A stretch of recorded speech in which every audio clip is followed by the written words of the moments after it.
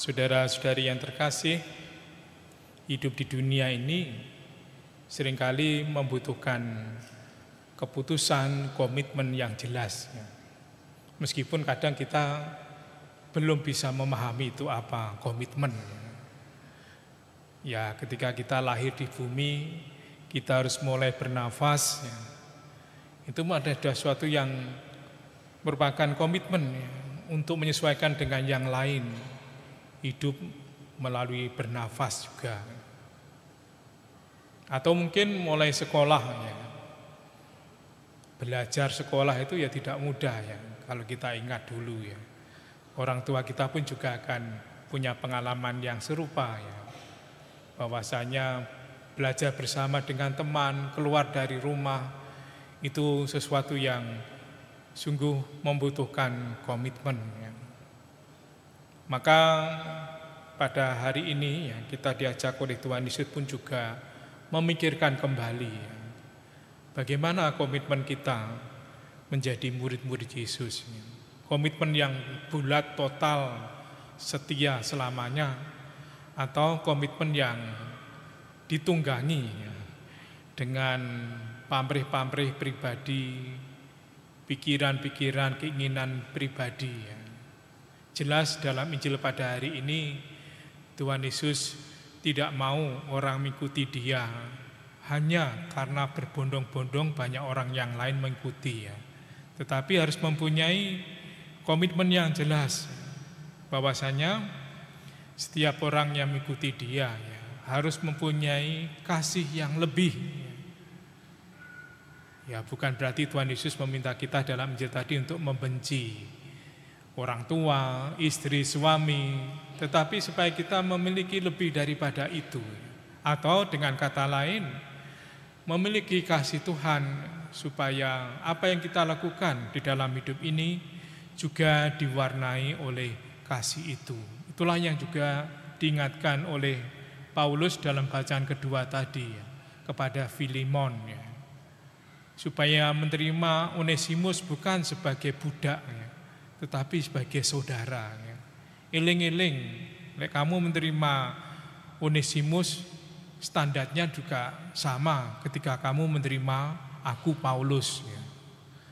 Lihat di sini bahwa Paulus menerapkan apa yang diajarkan Tuhan dalam Injil ya. Bahwasanya menjadi murid Yesus harus berani menempatkan kasih kepada Yesus di atas yang lain. Karena melalui kasih itulah maka yang lain akan menjadi jelas. Seperti apa yang dijalankan oleh Santa Monica ya. Santa Monica mencintai suaminya, mencintai anaknya ya, yang menapaki jalan yang sesat dengan ketekunan dan cintanya, maka Santa Monica bisa mengembalikan mereka ke jalan Tuhan ya.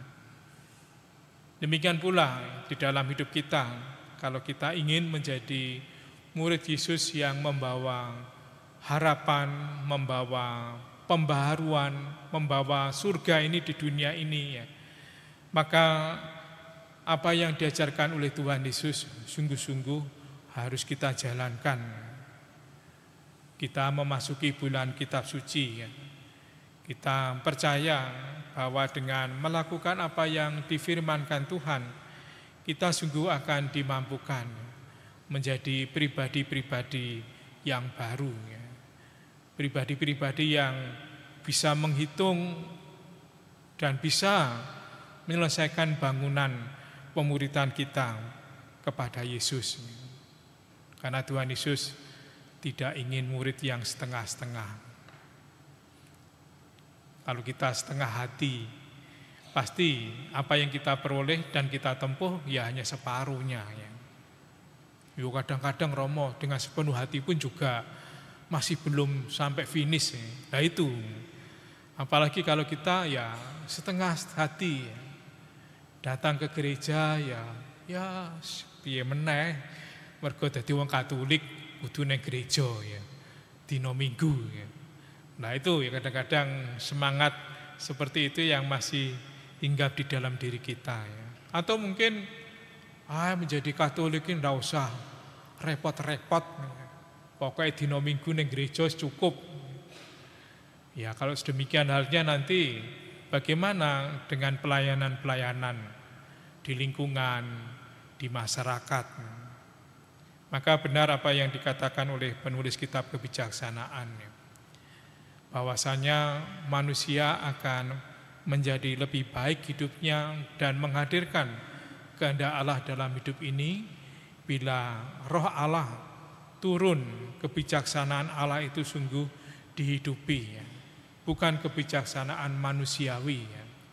Melalui bulan kitab suci ini kita diajak untuk berani menerapkan kebijaksanaan dari Allah, firman Allah sendiri sebagai pedoman hidup kita, ya. Supaya kita tidak lagi hidup menurut diri sendiri, tapi hidup menurut Tuhan dan untuk Tuhan serta kemuliaannya, ya. Tadi kita mendengarkan ujub bulan September, ya. Untuk tahun jubileum ini, ya, kita diajak untuk menjadi seperti Santo Fransiskus Assisi, yang bisa mencintai ciptaan semesta ini, ya. Hidup di dalam kedamaian dengan semesta, ya. Hidup yang semacam itu pasti adalah hidup yang dipimpin oleh roh, ya. Seperti yang dikatakan Paulus dalam suratnya kepada jemaat di Roma bab 8, ya. Ya kalau kita hidup menurut roh, memang kita akan mematikan perbuatan-perbuatan daging, segala sesuatu yang jahat, yang kurang, ya. Tetapi kalau kita hidup menurut roh, kita akan dimampukan untuk berani lebih, ya, menjalani kembali, ya.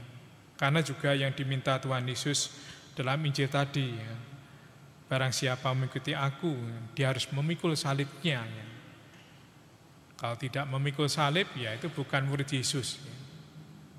Ya salib itu tanda cinta yang total. Suami akan melihat istri yang sungguh mencintai dengan total. Ketika juga dalam saat-saat yang sulit, saat-saat yang berat ada di sampingnya.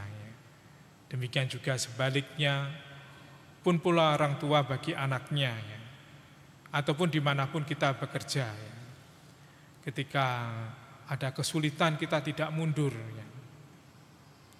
Ya banyak sekali institusi-institusi perusahaan yang sulit maju karena mentalitas kerja didik tetapi upaya gede, ya. Sehingga ketika ada tawaran yang lebih menggiurkan, pasti apa yang tampaknya biasa-biasa atau penuh dengan tantangan itu akan ditinggalkan. Mari kita mohon dalam perayaan kasih ini supaya kita tidak menjadi pribadi yang seperti itu, tetapi kita mau menjadi pribadi yang memenuhi, menggenapi apa yang difirmankan Tuhan, seperti yang diteladankan oleh Tuhan Yesus. Dia datang bukan untuk melakukan kehendaknya sendiri, tetapi untuk melakukan dan menggenapkan apa yang dikehendaki oleh Sang Bapa. Semoga berkat Tuhan menyertai kita. Amin.